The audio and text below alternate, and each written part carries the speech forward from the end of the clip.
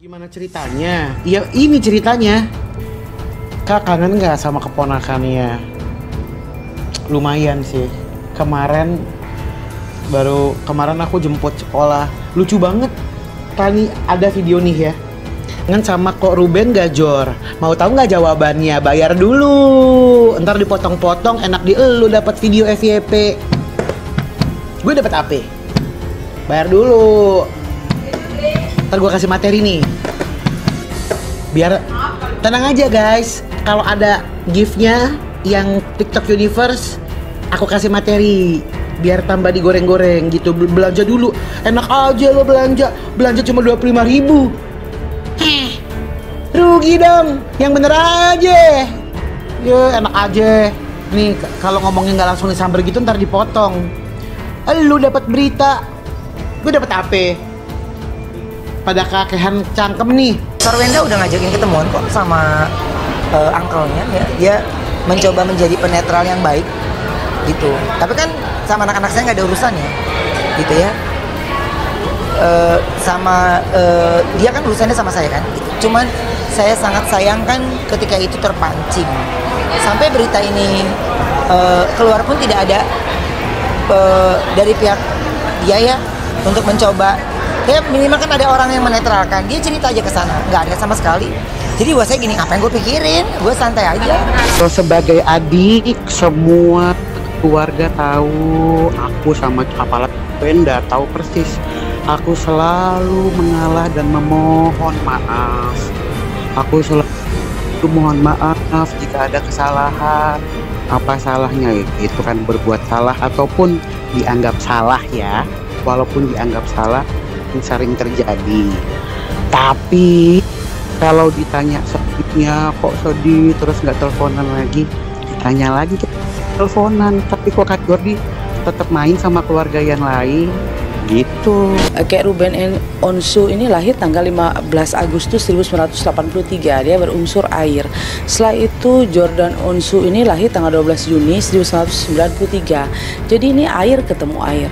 Jawaban saya, perbedaan mereka berdua ini kadang-kadang perbedaan pendapat. Sama-sama punya pendapat sendiri. Kadang-kadang sama-sama keras. Karena yang kakaknya merasa dia kakak, jadi dia memberi pendapat kepada adiknya, atau masalah bisnis dia kasih tahu pendapat seperti ini. Kadang-kadang adiknya juga merasa bahwa dia punya pendapat sendiri juga, karena kadang-kadang karena adiknya merasa yang menjalani kan saya, jadi saya yang lebih tahu di dalamnya. Tapi namanya perdebatan yang saya lihat dari mereka berdua ini, perdebatan banyaknya sih beda pendapat saja. Merasa dirinya benar gitu kan. Tapi kan kalau saya ini kan ikatan batinnya adik dan kakak. Kami yatim piatu yang sudah tidak ada ibu dan bapak. Kami yatim piatu yang hanya diteruskan dibesarkan sama orang tua asuh kita ya.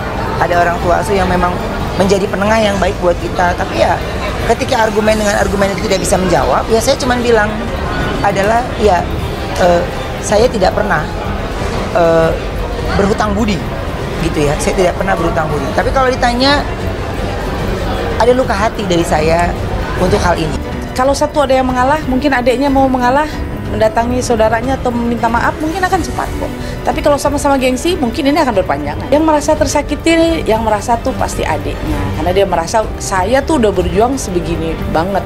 Tapi dia merasa kakaknya tuh kok saya setiap kali kasih pendapat kok saya tidak pernah dihargai, atau saya memberi begini kayaknya saya merasa selalu apa yang saya lakukan kadang-kadang salah. Itu yang saya lihat seperti itu. Jadi yang merasa lagi kurang nyaman hatinya nih kayaknya sih yang adiknya seperti itu. Cuma kan belakangan ini kayaknya memang belum sempat bertemu kembali, bukan cuma tapi sama yang lainnya juga kan, karena soalnya tidak berkomunikasi juga bukan sama aku doang kan, tapi sama orang sekitarnya. Ya aku nggak mau sebut apa-apa gimana siapa gitu, udah kamu tahu sendirilah teman-teman gitu ya.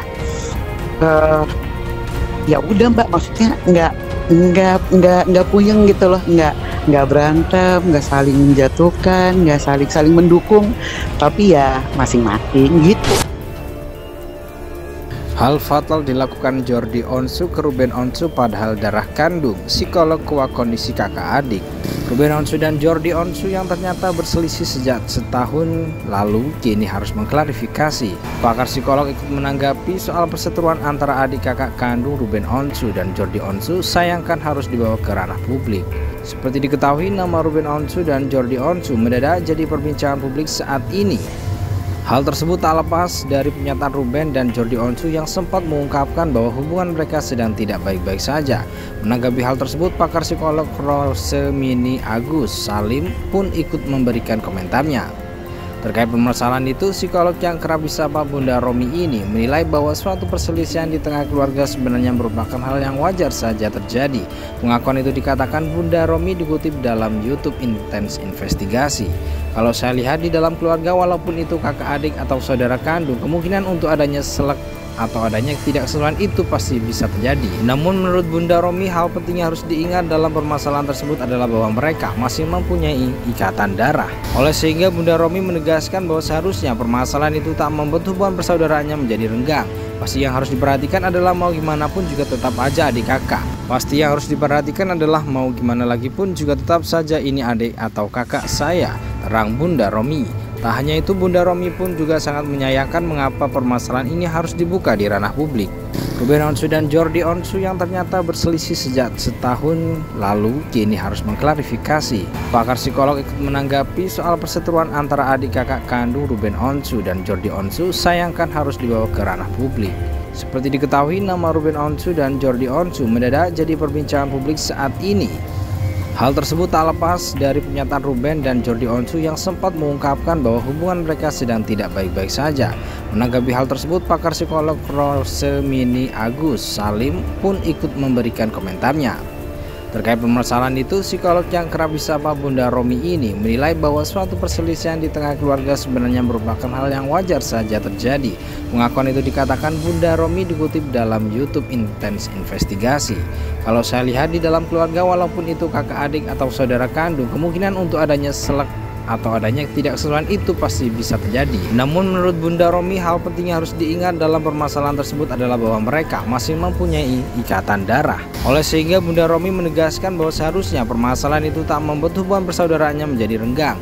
Pasti yang harus diperhatikan adalah mau gimana pun juga tetap aja adik kakak. Pasti yang harus diperhatikan adalah mau gimana lagi pun juga tetap saja ini adik atau kakak saya, terang Bunda Romi. Tak hanya itu, Bunda Romi pun juga sangat menyayangkan mengapa permasalahan ini harus dibuka di ranah publik.